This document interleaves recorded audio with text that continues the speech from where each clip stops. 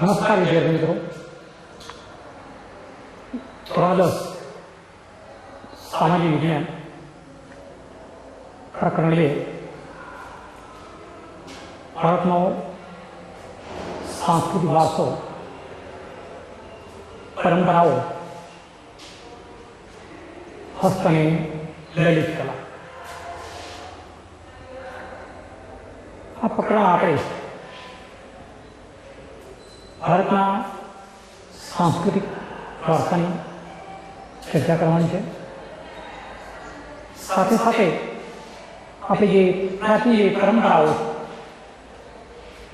જે આપણી હસ્ત અને લલિત કલાઓ છે, એની ચર્ચા કરવાની છે. આપણો ભારત દેશ પ્રાચીન અને સમૃદ્ધ દેશ હતો. એ પ્રાચીન સમયથી આપણો દેશ સમૃદ્ધિનું એક આકર્ષણનું કેન્દ્ર, આપણો સાંસ્કૃતિક વારસો એની સમૃદ્ધિમાં સચવાયેલો હતો.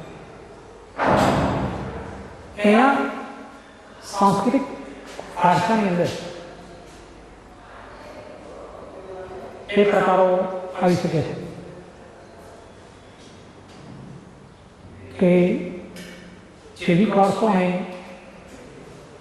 ભૌતિક વારસો. જૈવિક વારસો કોને કહેવામાં આવે? તો બાળકના જન્મ સાથે મા બાપના જે શારીરિક અને માનસિક લક્ષણો મળે છે, જેને જૈવિક વારસા તરીકે આપણે ઓળખીએ છીએ. એટલે આપણો જે વારસો જે મળે છે, એ વારસાની અંદર આપણે માત્ર ભૌતિક વારસાની વાત કરતા હતા. અહીંયા જૈવિક વારસો પણ છે કે બાળક જે જન્મે છે,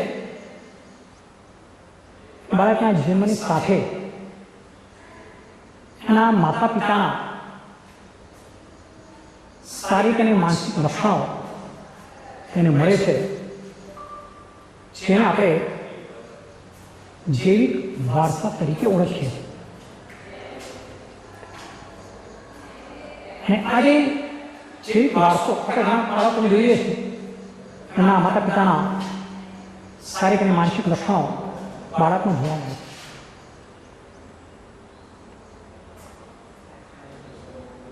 જ્યારે ઘર, જમીન, જાગીર કે સ્થાવર જંગમ મિલકત વારસા મળે, તેને આપણે ભૌતિક વારસા તરીકે ઓળખીએ છીએ. કે આપણને આપણા પૂર્વજો તરફથી, આપણા વડીલ તરફથી સીટે મળ્યું, ઘર મળ્યું, જમીન મળ્યું, જાગીર મળ્યું, સ્થાવર કે જંગમ મિલકત મળી હોય, તેને આપણે ભૌતિક વારસા તરીકે ઓળખીએ છીએ. એટલે જૈવિક વારસો અને ભૌતિક વારસો આપણને મળે છે. તો જ્યારે આપણે સાંસ્કૃતિક વારસાની વાત કરીએ, તો આપણને જે કંઈ પ્રાપ્ત થયેલું છે, જ્યારે માનવી પોતાની આવડત, બુદ્ધિ, શક્તિ, કલા, કૌશલ્ય દ્વારા જે કંઈ મેળવે અથવા જે સર્જન કરે, તેને સામાન્ય સાંસ્કૃતિક વારસો કહીએ છીએ. કે આપણને જે કંઈ પ્રાપ્ત થયું એની દ્વારા માનવી તરીકે આપણી બુદ્ધિ, કલા, કૌશલ્ય, શક્તિ દ્વારા આપણે જે કંઈ મેળવીએ અથવા જે કંઈ નવીન સર્જન કરીએ છીએ, તેને સાંસ્કૃતિક વારસા તરીકે આપણે ઓળખીએ.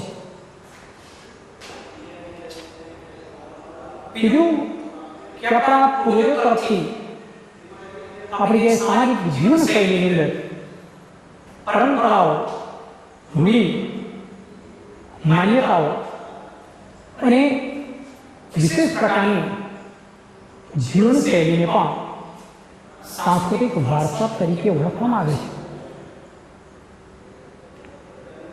એટલે આપણા પૂર્વજો તરફથી જે રીત રિવાજો, જે પરંપરાઓ, જે માન્યતાઓ પ્રાચીન સમયથી જે ચાલી આવે છે, આપણી જે જીવનશૈલી, એને પણ સાંસ્કૃતિક વારસા તરીકે ઓળખાવી શકે છે. કે આપણને જે અમૂલ્ય સાંસ્કૃતિક વારસો મળી રહ્યો છે, આપણી જીવનશૈલી એક સાંસ્કૃતિક વારસો છે. આપણા રીતિ રિવાજો, પરંપરાઓ, માન્યતાઓ, રૂઢિઓ, આ બધું આપણને આપણા પૂર્વજો તરફથી મળ્યું છે. એને પણ આપણે સાંસ્કૃતિક વારસા તરીકે ઓળખી શકીએ. આપણી પ્રાચીન જે મુદ્રાઓ એ પણ આપણે મૂલ્ય વારસો છે. આપણી પ્રાચીન વિદ્યાઓ આપણને જે મળી છે એમાંથી જે છે યોગ વિદ્યા, એને દુનિયાએ સ્વીકાર કર્યો છે. અને 21 જૂનને આપણે વિશ્વ યોગ દિન તરીકે ઉજવીએ છીએ. એટલે આપણો સાંસ્કૃતિક વારસો જે મળ્યો છે એની જાળવણી કરવાની, એનું સંરક્ષણ કરવાની આપણી જરૂર છે, ફરજ છે. સાંસ્કૃતિક વારસો જે મળે છે એનું જતન કરવું, એનું સંરક્ષણ કરવું એ આપણી ફરજમાં આવી જાય છે. કે આપણને અમૂલ્ય વારસો મળ્યો છે એનું જતન કરવું. તો વિશ્વના કોઈ પણ દેશમાં આવો સમૃદ્ધ વારસો નથી મળ્યો. કે આપણે ઘણા બધા સ્થાનકોમાં જોઈએ તો આપણને સાંસ્કૃતિક વારસો મળ્યો છે. આપણે આપણા પીઢીઓને બતાવીએ, આપણા અનુગામીને કે આ આપણા પૂર્વજો તરફથી મળેલી એક સાંસ્કૃતિક વારસો છે. એનું જતન કરવું. ઘણા બધા સમાજ આજે પોતાની પરંપરાઓ લઈને ચાલે છે પૂર્વજો તરફથી, એને પોતાની સંસ્કૃતિ તરીકે ઓળખાવે છે. એની જે રીતિ રિવાજો, એની જે પરંપરાઓ છે, એની જે માન્યતાઓ છે, એની જીવનશૈલી છે, એમની સંસ્કૃતિ છે. અને એને એ સાંસ્કૃતિક વારસા તરીકે ઓળખાવે છે. આપણે ઓળખીએ છીએ. તો પશ્ચિમી સંસ્કૃતિના અનુકરણમાં આપણે આપણો કેટલોક સાંસ્કૃતિક વારસો ભૂલી રહ્યા છીએ. પૂર્વજો એ પરંપરાઓ મુજબ ચાલી આપણો સાંસ્કૃતિક વારસો છે. એમના જે રીતિ રિવાજો છે આપણે સુધારા કરી દઈએ. હા, કે પેલા ચાલતું થાય, જમાનો બદલાયો છે, પણ જમાનો બદલાયો પણ આપણા જે વારસો જે મળે છે એને જાળવી રાખવો પડે. એમાં જે સુધારો કરવા જોઈએ તો આપણે આવનારી પેઢીને આપણે અનુગામીને આપણે શું બતાવી શકીએ કે પ્રાચીન સમયની જે સમૃદ્ધ વારસો મળે છે કે વિદેશીઓ આપણા સમૃદ્ધ વારસાને જોઈને આકર્ષાઈને આક્રમક તરીકે એ જોવા માંડ્યા. ઘણા વિદેશીઓ સમૃદ્ધ વારસો આકર્ષણનું કેન્દ્ર અને અનેક વિદેશીઓ આ વારસાને જોવા માટે આવેલા છે. એની સાચવણી કરી, એની જાળવણી કરી. આગળ ઘણા બધા પાઠો આપણે એવા જ આવે સાંસ્કૃતિક વારસાના કે એની અંદર ચર્ચા કરી ગમે તે સ્થળોની. અહીંયા બી આપણે વાત છે હસ્તકલા અને લલિત કલાની, આપણે કલાઓ વિશે ચર્ચા કરવાની છે. એ કલાઓ આપણને 64 કલાઓ પ્રાપ્ત થયેલી છે. પ્રાચીન ભારતમાં 64 કલાઓ હતી. એ 64 કલાઓ જેમાં હસ્તકલા, કારીગરી, કસબ, હુનર, ચિત્ર, સંગીત, નાટ્ય કલાની, નૃત્ય કલા વગેરેનો સમાવેશ કર્યો વગેરેની ગણાવી શકાય છે. એટલે આપણા કલા તસ્વીરો દ્વારા હસ્તકલાની લલિત કલાઓ જે છે એની વાત અહીંયા છે. પ્રાચીન ભારતની અંદર 64 કલાઓ હતી. એ 64 કલાઓમાંથી એને કેટલીક કલાઓ લીધી છે જેમાં હસ્તકલા આવી જાય, કારીગરી, કસબ, હુનર, ચિત્ર, સંગીત, નાટ્ય કલા અને નૃત્ય કલા એ કલાઓ. એ કલાઓનો સમાવેશ થઈ શકે છે 64 કલાઓની અંદર. અને આ કલાઓ એક જીવનનું નવું સ્વાસ્થ્ય આપણને પ્રાપ્ત થતું હતું.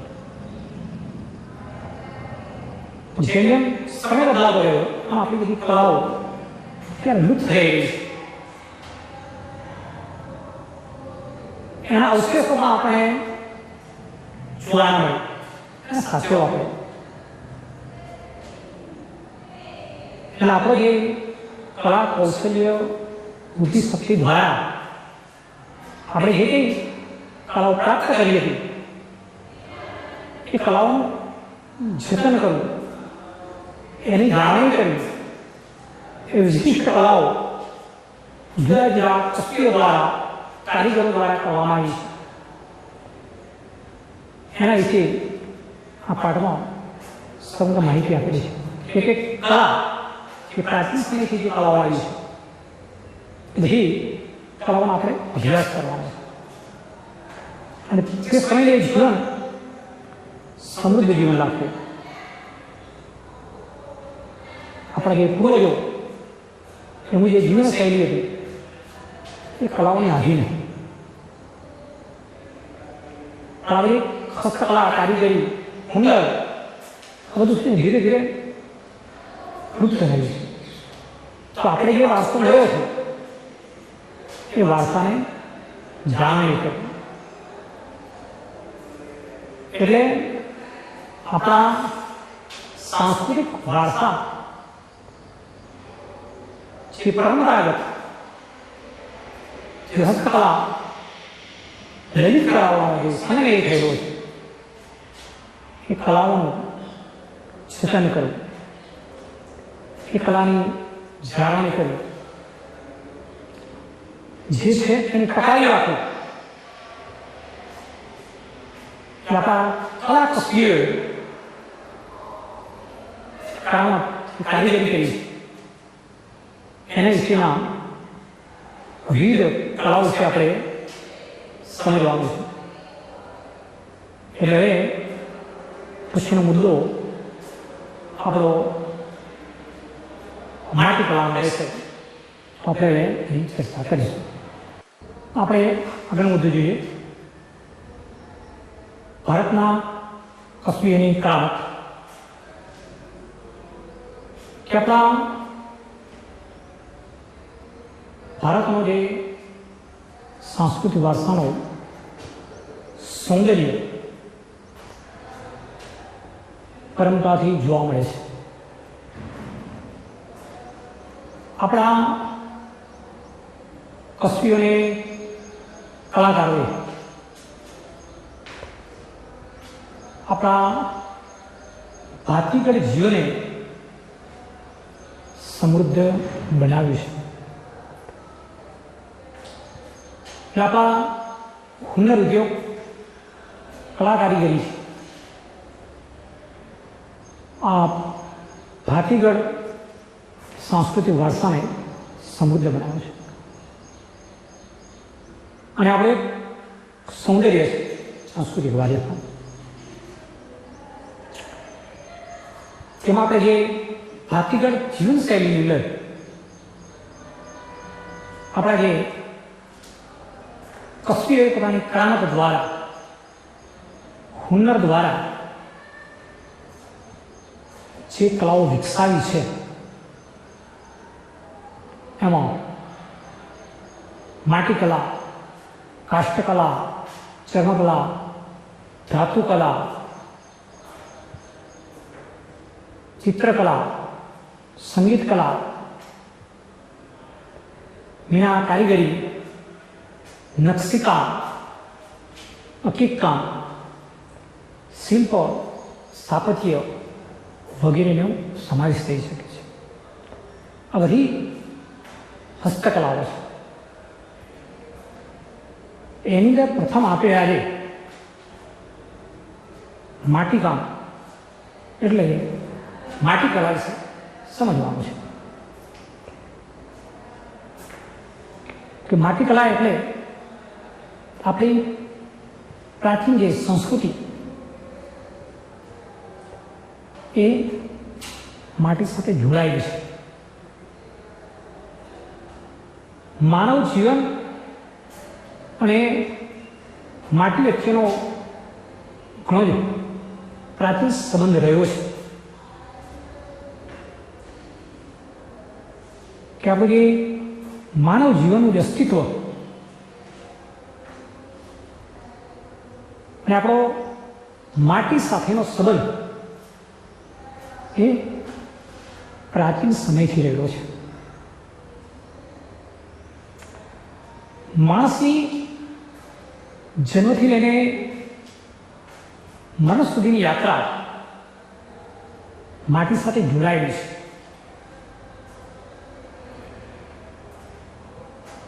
એટલે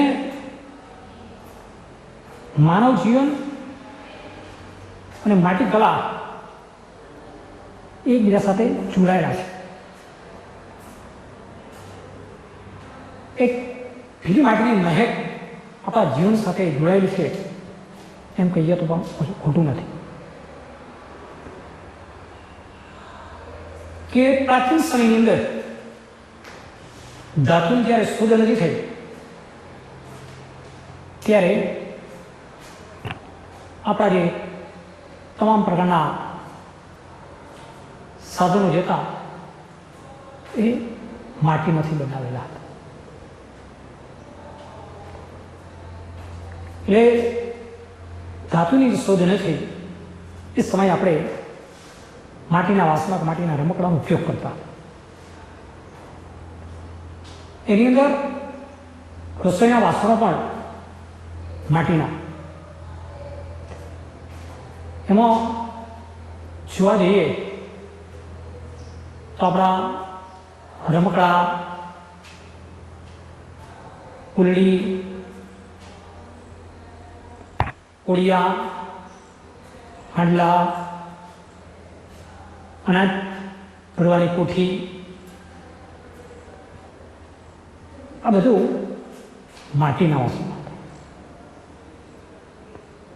આપણા ઘરોના રક્ષણ માટેની જે દિવાલો એ પણ માટી અને લીપણની. એમાં આપણા જે પાણી હોય, દૂધ, દહીં, છાશ, ઘી એ ભરવાના વાસણ પણ માટીના હતા. અને પ્રાચીન સમયની અંદર કુભાનો ચાકડો છે ને એ આપણું એક પ્રથમ યંત્ર હતું કે એમાંથી માટીના અલગ પ્રકારના વાસણો બનાવવામાં આવતા. નાના નાના બાળકોને રમવાના જે રમકડા છે એ પણ માટીના આવતા.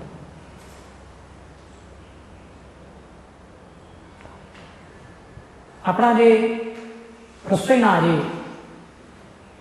વાસણો હતા એ પણ માટીના.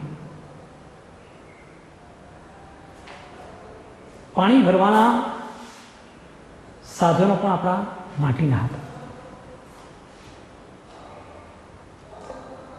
એ માટી કલાની અંદર વિવિધતા જોવા મળે. એટલે આજે પણ માટી કલાનું અસ્તિત્વ ટકી રહ્યું છે. દિવાળી પર આપણે જે દીવા ઉપર જેમ કોળિયાથી બનાવવામાં આવે છે એની જ્યોત એક અલગ પ્રકારની દેખાય છે. આજે પણ એનું અસ્તિત્વ ટકી રહ્યું છે. બધામાં સુધારો કરી દીધો આપણે. દિવાળીના દિવસ જે દીવા પ્રકારને કોળિયામાં પકતા હોય છે અલગ અલગ પ્રકારને પણ માટીના જ હોય છે. અને એની જ્યોત જ્યારે એમ સ્વચ્છ લાગે આપણને આજે પણ એનું અસ્તિત્વ ટકી રહ્યું છે. જેમ જેમ શોધખોળો જતી રહી એમ આ કલા ઓછી થઈ. પણ એના વાસણોમાં જેટલી મીઠાશ હતી એટલે આપણે ગ્રામ્ય જીવનમાં જોયા તો ઘણા બધા ઘરોમાં આજે પણ માટીના વાસણમાં જમવાનું બનાવતા છે. આપણા ચૂલાઓ પણ તે સમયે માટીના હતા. આજે પણ ઘણા બધા લોકો માટીના ચૂલાનો ઉપયોગ કરે છે. જમવાના વાસણો પણ માટીના.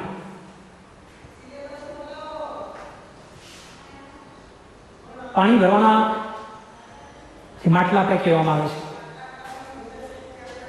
એમાં ઘણા લોકો આજની તારીખમાં પણ આધુનિક જમાનાની અંદર પણ માટલાના પાણીનો પીવાનો ઉપયોગ કરે છે. એમાં જેટલી ઠંડાશ અને એ પાણીમાં જેટલી મીઠાશ છે બીજી કોઈ જગ્યાએ નથી.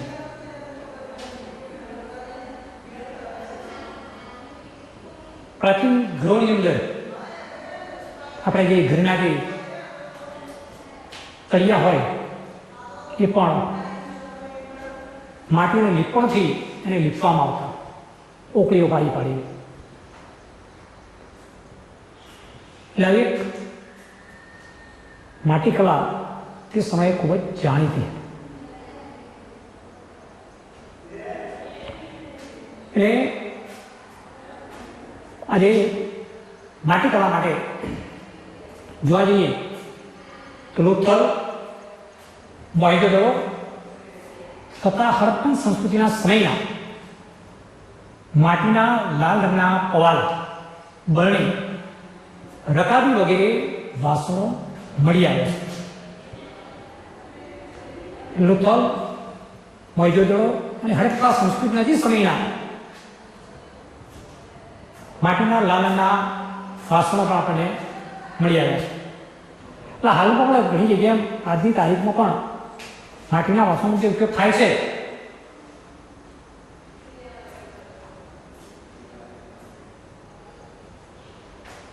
ત્યારબાદ કાચી માટી અને કાચી માટીમાંથી પકવેલા એટલે કે ટેરાકોટા વાસણો તેમજ વસ્તુઓનું ઉત્પાદન કરવા માટે ભારત પ્રાચીન સમયથી જાણીતું હતું. તે સમયે કાચી માટી અને કાચી માટીથી પકવેલા જે વાસણો એ માટે ભારત જાણીતું છે. એના કેટલાક અવશેષોનો ખ્યાલ આપણને દક્ષિણ ભારતના નાગાર્જુનકોંડા અને ગુજરાતના લાગણસ એટલે કે મહેસાણા જિલ્લામાંથી હાથથી બનાવેલા માટીના વાસણોના જૂના અવશેષોને આધારે મળે છે કે દક્ષિણ ભારતની અંદર નાગાર્જુનકોંડા છે, ગુજરાતમાં આપણું લાગણસ, મહેસાણા જિલ્લામાં ત્યાંથી હાથથી બનાવેલા વાસણોના જૂના અવશેષોની આધારે આપણને ખ્યાલ આવે છે કે માટી કલા એવી હતી અને માટી કલા સાથે કે માનવ જીવન ઉત્પન્ન થતું. એટલે માટી કલાનો માનવ જીવન સાથે પ્રાચીન સમયથી સંબંધ રહ્યો છે. જન્મથી લઈને મરણ સુધીની યાત્રા પણ આપણી માટી સુધી રહેલી છે. એટલે માણસ જન્મે છે માટીમાંથી, મરે ભરે છે માટીનો, એવું કહેવાય છે. એટલે આ પ્રમાણે માટી કલાની આપણે વાત કરી કે માટી કલા વિશે પૂછાય તો આવા મુદ્દા આપણે લખવાના અને સમજાવવાના છે. હવે પછીનો મુદ્દો આપણે લઈએ બીજો. હવે આપણે ઘણો મુદ્દો વણાટ કલાની ચર્ચા કરી. વણાટ કલા એટલે શું? ઘણું કે ઘણી એનામાંથી તાતણા ખેંચવાની સાથે તેને વળ કરાવીને એકબીજાની પકડમાં જઈ લાવો દોરો તૈયાર કરવાની કારણે તાતણ કહે છે. એટલે ઘણા કલા શું ઘણું નહીં કહેવામાં આવે, તાતણ પણ કહીએ કે રૂની જે નહીં હોય એટલા પર ચરખા તૈયાર કરવામાં આવતું. તો રૂની જે કઈ હોય એમાંથી તાતણા ખેંચવાના, તાતણા ખેંચીને એકબીજા સાથે જોડવા અને જોડીને એમને વળ કરાવી એકબીજાની પકડમાં એમાંથી એક લાંબો દોરો તૈયાર થાય, એને કાંતણ કહે છે. મહાત્મા ગાંધીએ આને વિશેષ મહત્વ આપી અને ગૃહ ઉદ્યોગ તરીકે એને ઉત્તેજન આપ્યું. અને આઝાદીના સમયે સ્વદેશી આંદોલનને સ્વાવલંબી બનવા માટે અને એ ગૃહોદ્યોગ તરીકે વિકસાવ્યો. એટલે તે સમયે ચરખા દ્વારા અને રેટિયા દ્વારા કાતણ કરવામાં આવતું, તેને વણાટ કહેવાય. એટલે અહીંયા જે રૂ મળ્યું તો રૂની પૂરી એને રેટિયા પર અથવા તો ચરખા પર એને કાંતવામાં આવતું. તાંતણા ખેંચવામાં આવે અને જેવો તાંતણો ખેંચાય એને વડ ચડાવવાનું. જેમ જેમ વડ ચડાવતા જઈએ એટલે એકબીજા સાથે પકડ મળે અને એ પ્રમાણે આખો દોરો તૈયાર થાય. રૂમત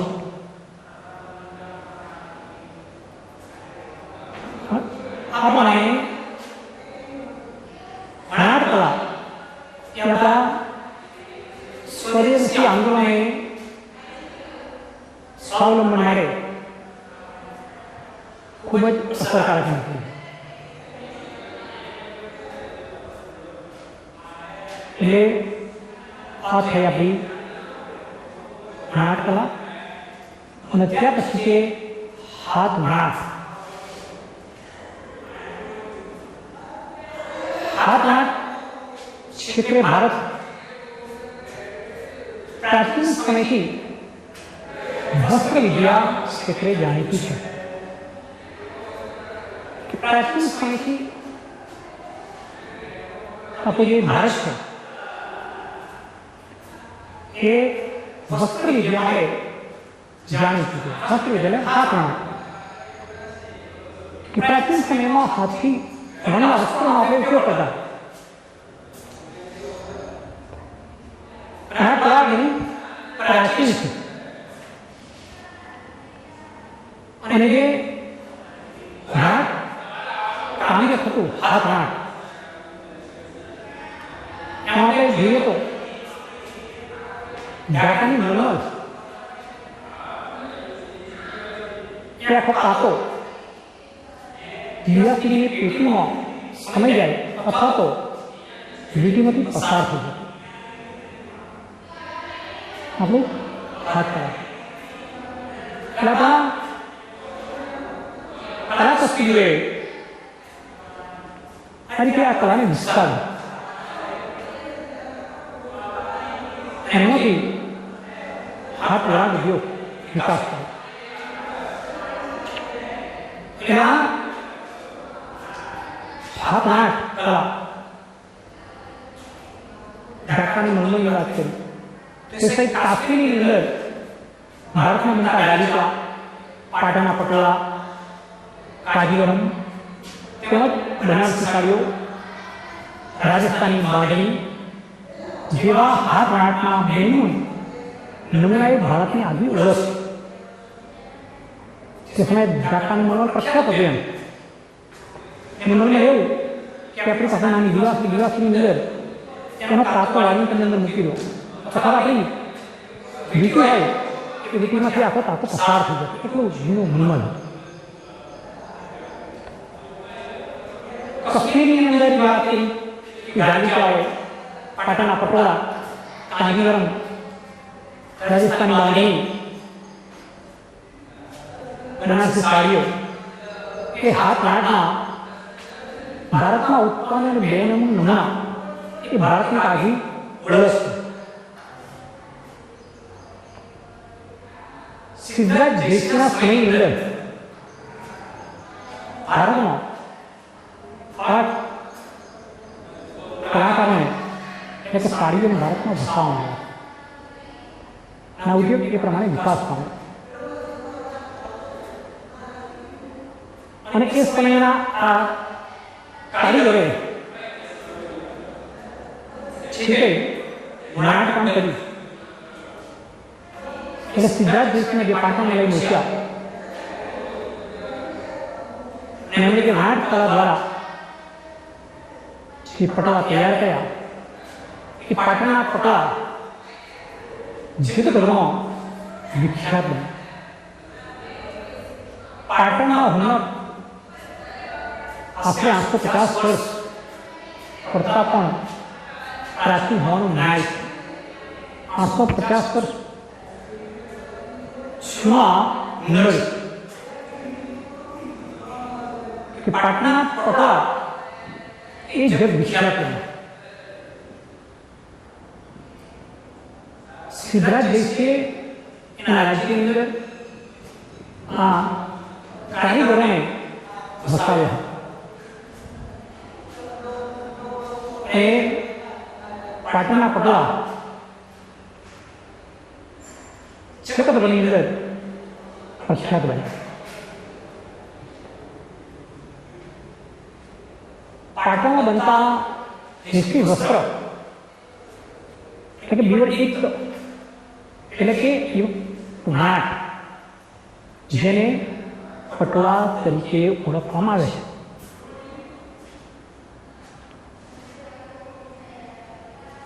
એટલે કે આ જે વિશ્વી વસ્ત્ર જે તૈયાર થાય બીવડ એટલે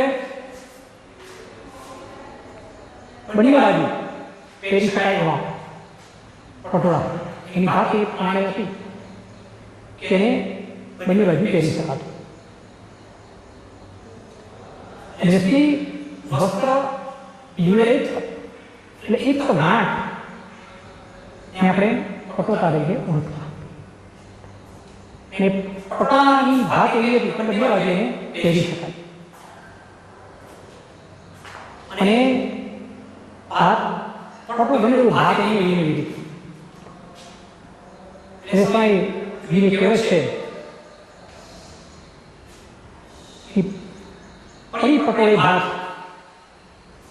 ફાટે પણ ફીટે નહીં. પટોળા પર જે ભાત પડી છે ફાટી જાય પટોળું પણ ભાત એવી એવી જોવા મળે છે. આવી કહેવત પ્રખ્યાત હતી. એક ગીતની અંદર પણ આવે છે કે છેલ્લા ગીરે મારી હાટું પાટણથી પટોળા મોકલાવજે. આ પાટણના પટોળા એ પ્રખ્યાત હતા. આજે પણ ઘણા ક્ષેત્રની અંદર રાજસ્થાની બાંધણીઓ જોવા મળે છે. કાજીગરમ પણ જોવા મળે છે. કાશ્મીરના ગાલિચા પણ જોવા મળે છે.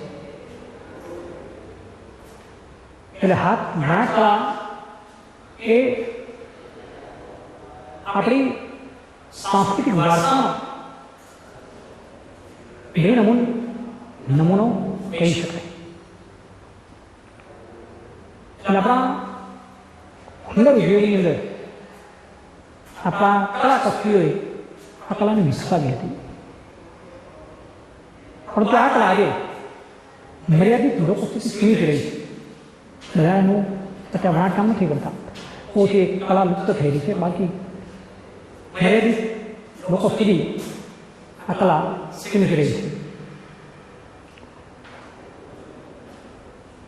એટલે આ પ્રમાણે આપણે હાથ વણાટ કલાની વાત કરી.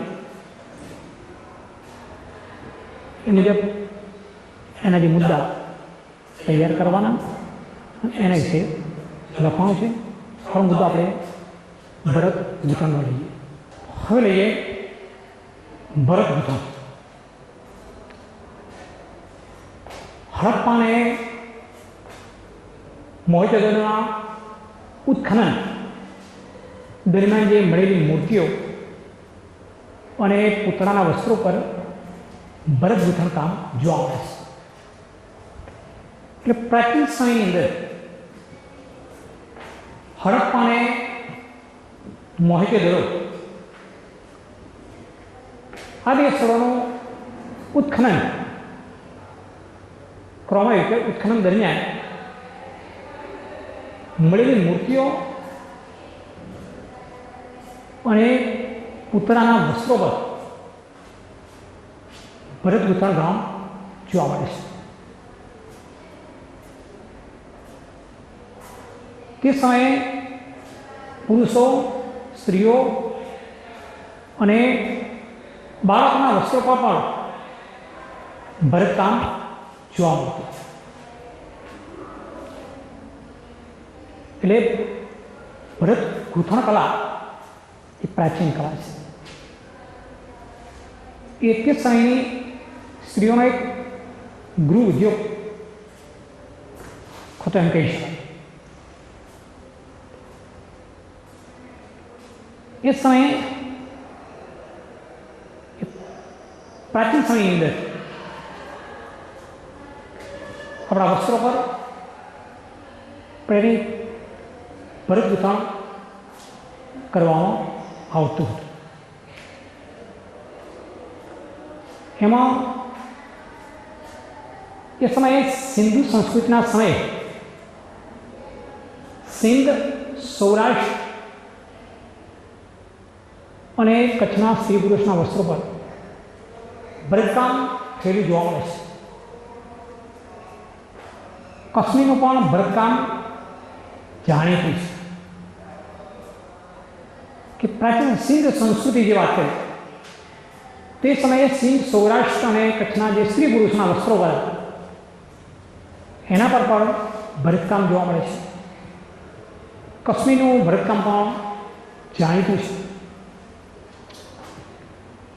કે બાંધણી અને તેના ઉપરની પરંપરાગત શૈલીવાળી હાથી, પૂતળી, ચોપાટ, પક્ષીઓ, કળશ વગેરે ડિઝાઇનો માટે પણ જાણીતા છે. કાપડ પરની છપાઈ અને ભરત ગૂંથણ એ ગુજરાતના કચ્છ, સૌરાષ્ટ્ર વગેરે પ્રદેશની સ્ત્રીઓનો ગૃહ વ્યવસાય રહ્યો છે. કે બાંધણી હોય કે તેની ઉપર જે છપાઈ છે એ પરંપરાગત શૈલીવાળી હાથી હોય, પૂતળી હોય, ચોપાટ હોય, પક્ષી હોય, કળશ હોય, આ વગેરે ડિઝાઇનો માટે જાણીતા છે. કાપડ ઉપરની છપાઈ એ ગુજરાતના કચ્છ, સૌરાષ્ટ્ર પ્રદેશની સ્ત્રીઓનો એક ગૃહ વ્યવસાય રહ્યો છે. આપણા તોરણો હોય, ચંદ્રવા હોય, ચારખા હોય, ઓછાળ હોય, આ બધા પર ભરત ગૂંથણ કરવામાં આવ્યું છે. સ્ત્રીઓના કેડિયાની અંદર પણ ભરત ગૂંથણ કરવામાં આવે છે. એટલે ભરત ગૂંથણ એ આવી કલા છે. એમાં કચ્છના બંને વિસ્તારોમાં જેવી કોમની ભરત કલાએ પણ આગવી વિશેષતા ધરાવે છે. એટલે ભરત ગૂંથણ કલા એ આપણી ગૃહ ઉદ્યોગ એને કહેવામાં આવે, ગૃહ વ્યવસાય. સ્ત્રીઓ તે સમયે નવરાશના સમયની અંદર વસ્ત્રો પર ભરત ગૂંથણનું કામ કરતા હતા. આપણા ચંદ્રવા હોય, ઓછાળ હોય, આપણા બહાર શાક હોય, તોરણો હોય, આ બધા પર ભરત ગૂંથણ કરવામાં આવે. આપણી જે રજાઈઓ હોય, આપણા જે ઓશિકાઓ હોય, આ બધા પર ભરત ગૂંથણ કરવામાં આવે. એમાં કશ્મીરી ભરતકામ હોય કે સૌરાષ્ટ્રનું હોય, કચ્છનું હોય, જેતપુરનું હોય, માંડવી હોય, ભૂજ હોય, આ બધાની અંદર જે વસ્ત્રો હતા એના પર ભરત ગૂંથણ કરવામાં આવતું. આ બધા પ્રદેશોની અને વસ્ત્રો પર ભરત ગૂંથણની આગવી વિશેષતા જોવા મળતી. એટલે આ પણ ભરત ગૂંથણ એ આપણી પ્રાચીન કલા છે. એનો તે સમયે આ સ્ત્રીઓનો એક ગૃહ વ્યવસાય. બપોરના સમયે શાંતિ બેઠા હોય રાતે ત્યારે ભરત ગૂંથણનું કામ. એમાં સમાજની અંદર જે કેડિયાની વાત કરીએ તો વિશિષ્ટ ભરતગૂંથણ એ જાતિમાં જોવા મળે. કોમની કેટલીક વિશિષ્ટ જાતિઓની અંદર એમના વસ્ત્રો પર, એમના કેડિયા પર ભરતગૂંથણ જોવા મળે છે. એટલે જેતપુર હોય કે માંડવી હોય, કચ્છ હોય, જામનગર, આ જ્યાં ત્યાં વસ્ત્રો આવતા એના પર ભરતગૂંથણ જોવા મળતું. એમાં ખાસ કરીને કચ્છ વિસ્તારની અંદર જે છતકોણ છે એની ભરતકળા પણ એક આગવી વિશેષતા ધરાવે છે. એટલે આ પ્રમાણે ભરતગૂંથણ ક્ષેત્રે પણ આપણી કલાકુશળીઓએ આ વિશેષતા દ્વારા પોતાની કલાને વિકસાવી. ત્યાર પછીનો મુદ્દો છે ચર્મોદ્યોગ. કે પ્રાચીન સમયની અંદર મૃત જાનવરોના ચામડામાંથી ચામડાને કમાવું તે પકાવવું. એટલે પ્રાચીન સમયમાં જે મૃત પ્રાણીઓ જાનવરો એના ચામડાનો ઉપયોગ કરવાનો. એટલે પ્રાણીના મૃત્યુ પછી પરંપરાગત રીતે એ ચામડું કમાવવામાં આવતું. પ્રોસેસ, કમાવવું એટલે પ્રોસેસ કરવું, ચામડા પર એને કમાવવાનું.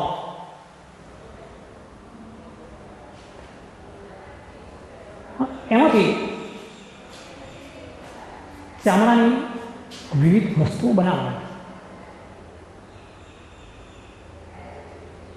એમાં પ્રાચીન સમયની અંદર ખેતી માટે જે કૂવો હોય તો કૂવામાંથી પાણી કાઢવા માટે કોસ,